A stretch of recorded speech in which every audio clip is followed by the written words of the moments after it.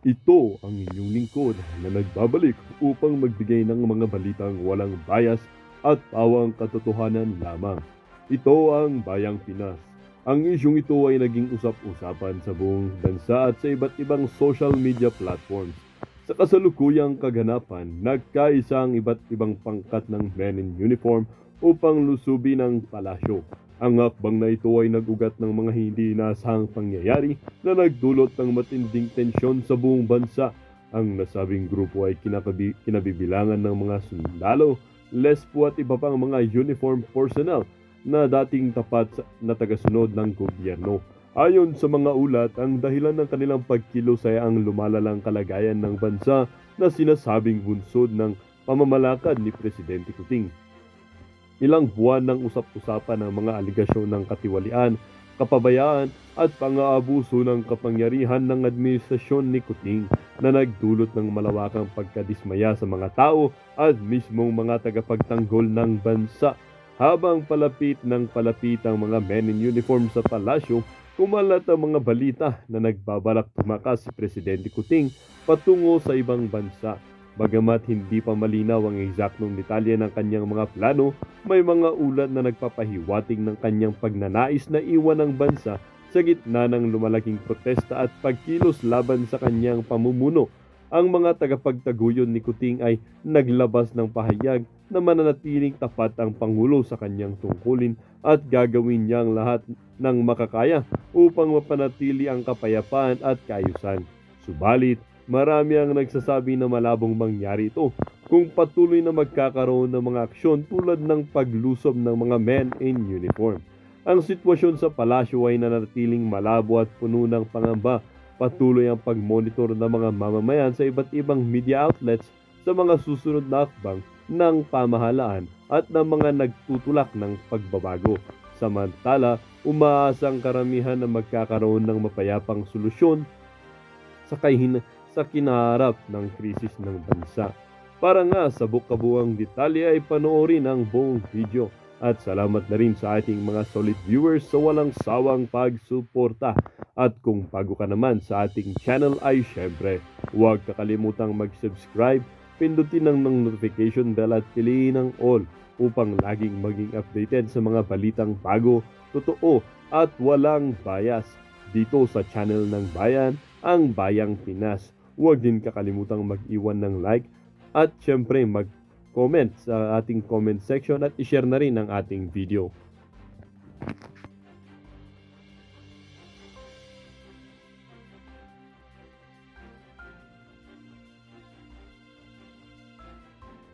UK 225. So India 164, Israel about 90. Kung you see, missile to missile, yari sila. So sabi ko nga kahapon, di ba, yung submarine ng US, tig 100 na target ang bawat isa. Kung 17 yung nandito, ilan ang total submarines ng US? 70 plus eh. O isipin mo, yung naka-operate lang dito, 17 with, kung 1,700 target na kagad yun eh. No? Yung mga aircraft carrier niya, 5 yun nandyan. No? Isa nakaparada dun sa, sa Malaysia, sa Singapore. Tapos may isa dun sa Pearl Harbor. 3 yun nandito. Sa sa area natin. Tsaka sa Japan, meron doon nakaparada. You see the projection of power. Matakot talaga yung bansang kakalaban sa kanya. Kaya nga, tama yung FGF kasi mag-prepare lang tayo. Wala sa control natin eh. Not even a Bongbong Marcos has control over it. Kahit nga pag-usapan ninyo, siguro ang pwede nyong gawin is how to prevent it or how to prepare the country. And mas maganda pag-usapan is yung how to prepare the country. Yung prevention eh, hindi nyo mapipigil eh. Kasi ang dami ng player. Ang daming player. The best option for the country is, intelligent point of view, is how to prepare the Filipino people. Example number 1, what do you do with the OFWs dun sa mga countries na involved? OFW sa China, Hong Kong. Paano yun? better start thinking na ilipat nyo na sila, hanap na kayo ng pwedeng alternative na option sa kanila. Doon pa rin sila sa abroad na pwedeng sa ibang countries. Di ba? Yung safer countries. Pero yung banata ng US yung yun ang isipin nyo. No? Mga bobo tayo eh. Bobo yung politiko natin eh. Putragis kayo. Panay eleksyon ang iniisip nyo eh. Ano ba ang mangyayari sa mga Pilipino? Kunyari naging target ang China ng Amerika. All these missiles. Laglag sa mga ayokong takutin kayo mga OFW. May God protect you all. So dapat ang iniisip ngayon ng gobyerno natin ay paano maprotektahan yung ating mga OFW. Tanggalin nyo na sila dyan, lipat nyo sa ibang countries na are safer. Hanapan nyo ng better jobs pa nga eh. O di ba? Yung commensurate. And anyway, we have allies. Di ba? So, isa yun. Paano ngayon yung natin? Defense industries. O do you start making now? More bullets, more ganon. Self-reliance, di ba? AFP, pondohan ninyo, supplemental budget. Ang dami pwedeng gawin. That will prepare. Yung FGF, tulungan ninyo. Yung FGF, pero ayaw namin magpatulong kasi baka gamitin nyo pa kami. Sabihin nyo, hindi, dapat tinutulungan namin kayo, dapat sumunod kayo sa amin. Hindi. Ano kami? Private initiative yung amin. Tigas ang ulo ko eh. Ayoko lang basta-basta didiktahan nyo kami. Lusob? No, hindi kami lulusob. Protection lang kami ng mga pamilya ng Pilipino. Kayo trabaho nyo yan eh. AFP, tsaka yung mga reservist. Mga reservist, kawawa naman So, the alliances are meant to make you stronger. Di ba? It puts you in a better place rather than putting you in a tight situation. You are aligning yourself with countries with the same thinking. Ano yung thinking ng Japan? Tarantado to, kinukuha rin yung teritoryo natin eh. Siga-siga siya, malaki yung navy niya eh. Galit ang Japan. Hanap siya ngayon ng alliances din. Ganon din yung Taiwan. Tarantado to eh, democracy tayo eh. Na pinag-interesan nila yung computer chip natin. Tayo nagtaguyod niyan eh. Tiniis natin lahat ito, ginawa natin to, ngayon demokrasya tayo. Ngayon gusto niya, itapal tayo sa China. Pakinabangan nila yung ginagawa natin at tapos noon, tayo, komunista.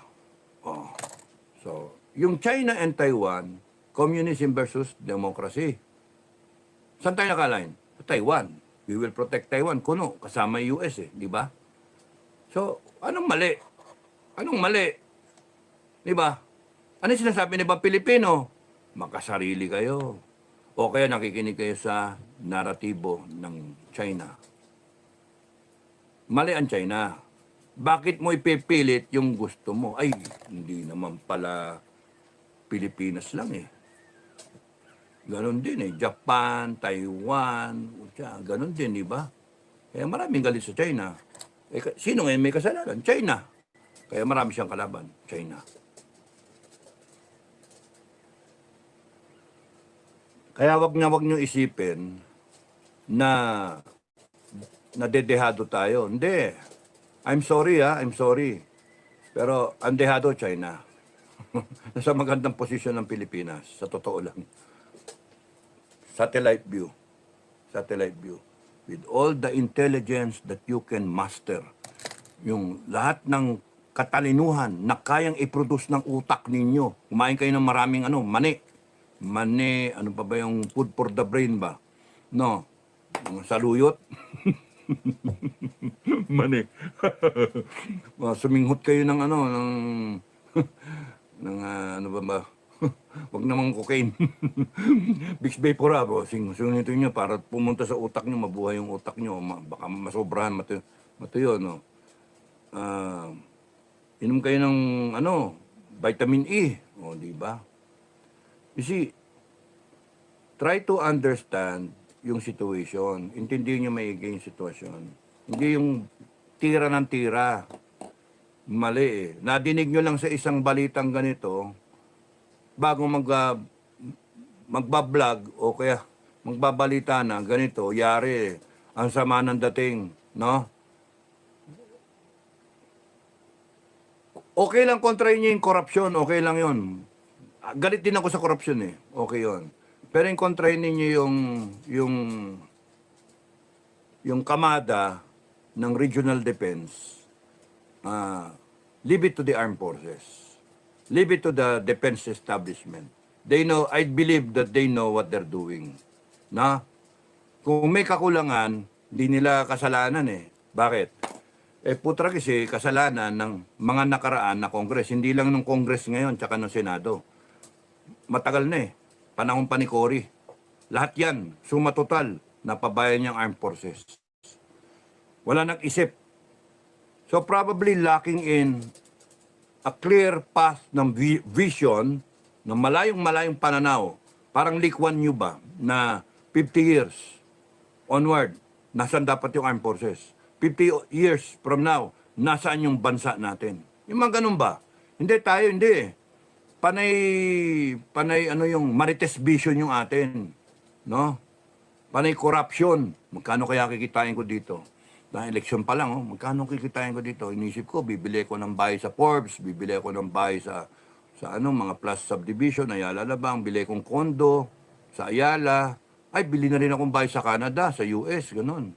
O kaya sa New Zealand, Australia. Tangin ng mga politiko. Gagong mga politiko natin eh. Di ba? Kaya nga, kami, no to politics ako, kasi nga, ayoko maging ganon. Ayoko maging ganon. Makakain ka ng sistema kasi nag-iisa ka. Matino ka, o marami kayong kunyari sumali, talo kayo sa botohan, wala. Resolution 10, hanggang ngayon nandyan, di ba? O, wala naman nagsalita laban sa Resolution 10. O, de lahat sila, sorry bumaba pananaw ko sa inyong lahat eh. Na isa wala man lang nagsalita laban sa Resolution 10 sa Senado. Wala eh. And then, kung mag-pretend kayo kabanatan ninyo, ito, corrupt, ito, ganyan, mali, ganyan. Putragis kayo. Resolution 10 ang magde-define kung kayo talagang corrupt o hindi. Mga senator. Resolution 10 kasi lahat kayo nakikinabang sa liquidation by certification. Ilang milyon ang inyong tinatanggap buwan-buwan. Mga hayop kayo. Lahat. At yung mga gustong maging senator, kakainin niyo kayo ng sistema. Kasi kahit gusto nyo tanggalin, paano nyo matatanggal yun? Magbotohan, talo ka, nag-iisa ka 23 boboto na i-retain yan. O kaya 12 kayong bago. 12. Doon mabibili yung iba sa inyo. Magbotohan kayo, 5 kayo magkakampi. O ang bumoto, ay 7 plus 12. 19 ang bumoto na i-retain. Wala na, talo na. Then, anong gagawin mo? Uy, maganda pala itong liquidation by certification. Makabili na ako ng kondo.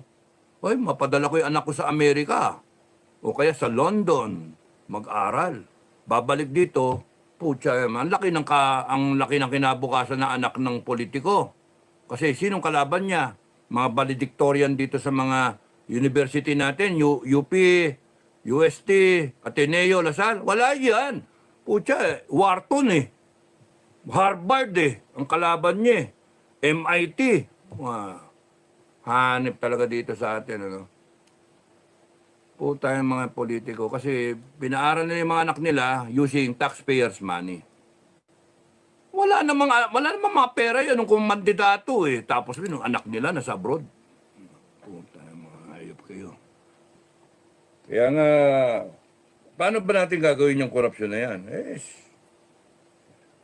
Alam ng FGF kung paano. Alam namin kung paano. Pero, one at a time. Satellite view. While we're maintaining a satellite view, we have the ability, the leadership of FGF has the ability to also go to bumper view. Hanep, ang galing no mo ng leadership ng ano, magaling yung FGF, di ba? Wag na muna tayo. Sige, satellite tayo, naintindihan namin yung sitwasyon. Pero bumper to bumper muna tayo. Nakafocus lang kami. Defense of the Filipino family. We survive this war. If there is a war, at least we are prepared. We save as many families as we can, as many Filipinos. The Filipinos that we save will be the new breed of Filipinos after the war. And then, ano gagawin namin after the war? Satellite view kami bigla. From that bumper to bumper view. And I'm trying to connect to you. Sana yung marami kayong ma-produce na brain cells para naintindihan nyo kami. Na ano, at yung mga babara-bara dyan ng mga hinayupaks na yan. Okay lang. Basta ang ano ko, pinapaliwanag ko ng maayos. So, tanong, papayag ba ang US na maupakan ang bases na puno ng sundalo nila at mga supplies nila, top of the line supplies nila? Ano ilalagay nila dito sa EDCA? Ha, ano ilalagay nila? Mga World War II na eroplano, mga tora-tora. Panay FF nilang nilalagay nila dito. Oh, may HIMARS pa sila ng mga missile system. Kaya nga matuwa kayo pagka binubuhusan pa ang Pilipinas ng sandamakal na mga weapon system. Why? Because it makes you a lot safer. Hindi more safer, mali yun, ha? Much safer. No? Wag nyo nga gamit ng more and then safer, no? It makes you much safer. Yung country natin. Tatargetin nila yung bansa natin dahil dun sa EDCA. Go ahead, targetin nyo. Yari kayong China, mainland, yari kayo. Because you have to contend with 300 land bases. 300. And you have to contend with 17 nuclear submarines and 5 aircraft carriers. Kita niyo yung power na yon? Panoorin ninyo. Ang dami kong pinanood, pinag-aralan ko, iba-iba, pinag-aralan ko. Gusto ko malaman kung sino mananalo pagka nagkagera. Kung ano ang lagay ng FGF. Naku, sarap nito. Ang ano lang yan yung mga nagsasabi na, Sir, missile lang yan, missile. Sige, bahala kayo, isipin nyo yun. Bumper to bumper kayo nun, ha? Missile. Ang sinasabi ko na nga, from a satellite point of view, I'm just sharing my thoughts to you, no?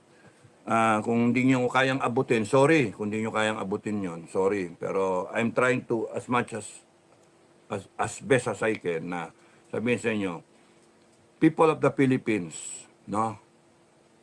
Ako na nagsasabi, we are a lot safer with the alliances that we have. We are a lot safer with the bases. Imagine that. Yung focus ng 1 million na mga incheck nandito sa atin, base sa nakukuha naming mga report from our FGF commanders at saka intel operatives on the ground.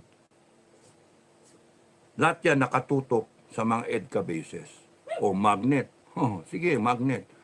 That, in a way, if you look at it from another point of view, tinatarget yung bases.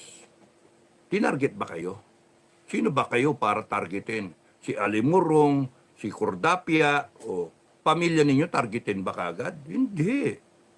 Kung nandun kayo sa loob ng kampo, good luck. Good luck kayo. Maghanap kayo ng ibang tirahan.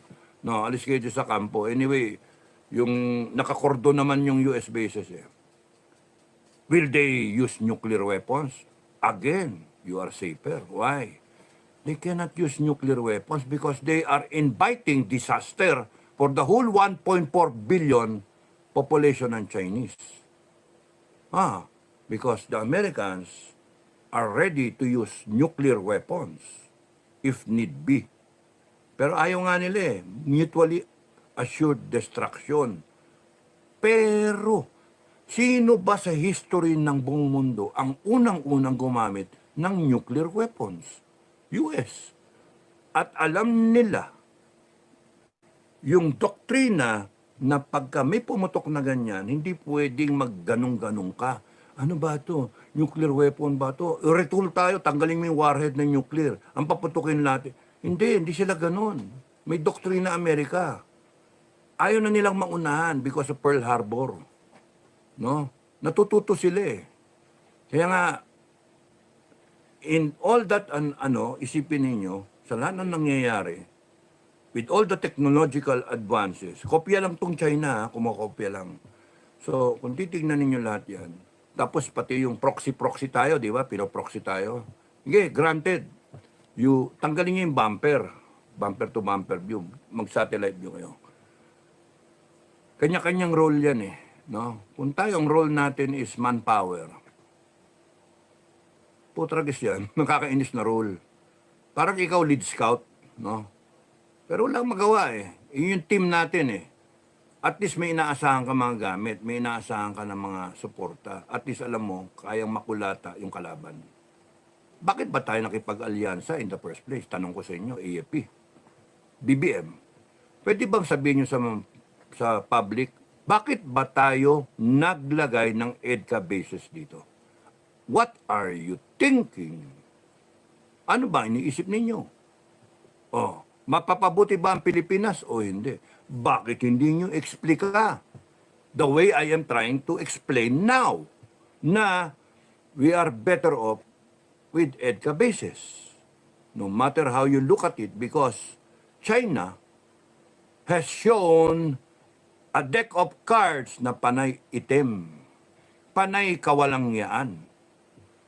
Mangako ng 24 billion na pera, ginanyang-ganyan, past administration. And this administration, magkano ang binigay? 2 billion worth. Hinold pa yung mga project. Kasi nagalit ang China eh. Sasabihin ng ibang mga pro-China at mga narrative nila.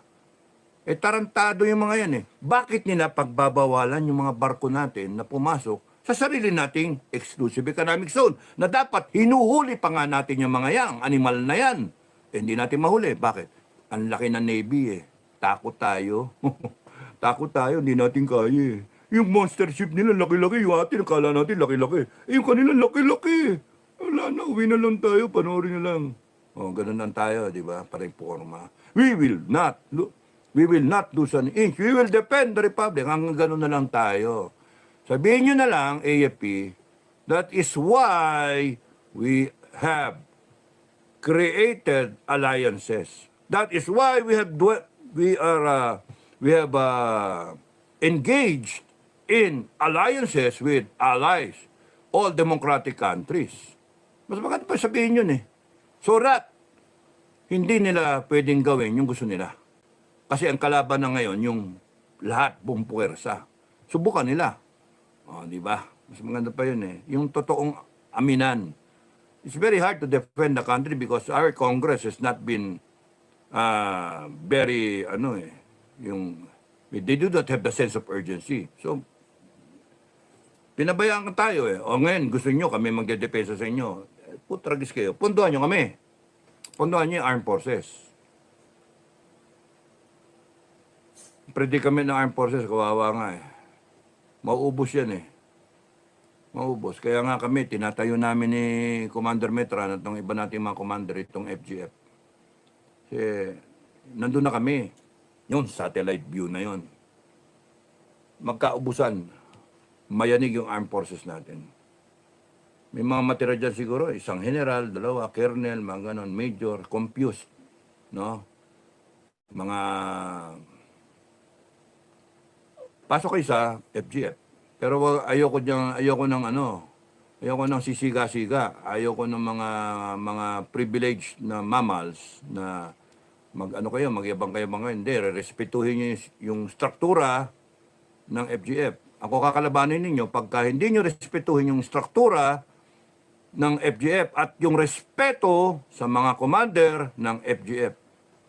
Kahit sino sa armed forces, pumasok kayo sa grupo namin after day 1, day 2, day 3, for how long tatagal yung AP, pasok lang kayo. We will admit you. Pero ayaw ko ng sisiga-siga. No? Ayaw ko ng sisiga-siga. Kasi May batas kami. Artikulo 1. Ha? Artikulo 1. Firing squad kayo. Pagka aasta kayong di tama. Lalo kayo mga politiko. Hindi pwedeng kayong sabihin senator, congressman, mayor, governor, barangay captain. Aasta-asa kayong di tama. Artikulo 1 kayo. Artikulo 1. Maupakan kayo. And I'll do it publicly. In any hill or in any laslasing palaslas ko yung mga lalamunan ninyo pagka aasta kayong privileged mammals kayo. Gera na nga eh. Aasta pa kayo na kayo. Hindi tama. Bigyan ko kayo ng baril and then lusob kayo. Kasi you have the power na maiwasan lahat ito eh. Kung binigyan nyo ng pondo yung armed forces, malakas sana yung armed forces natin. Hindi tayo mag-align sa ibang bansa na nireklamo ngayon ng mga Pilipino na kinagagalit ng China. Na may allies tayo sa Japan, may allies tayo sa US, may allies tayo sa Australia, at kung kani-kanino pa. Tarantado talaga eh. Kung, ito gusto ko ninawin mga kababayan don't get me wrong. Gusto ko neutral, ayaw ko gera. Ayaw ko gera with China. No? Ayaw ko gera. Pero pagka sila gago, okay lang gera. Sila gago eh, sila simula. Gusto ko neutral lang tayo, pero hindi doesn't end there. Gusto ko neutral tayo, pero pinopondohan natin yung armed forces natin. Kung ako lang masunod talaga, 1 trillion a year yan. 1 trillion a year.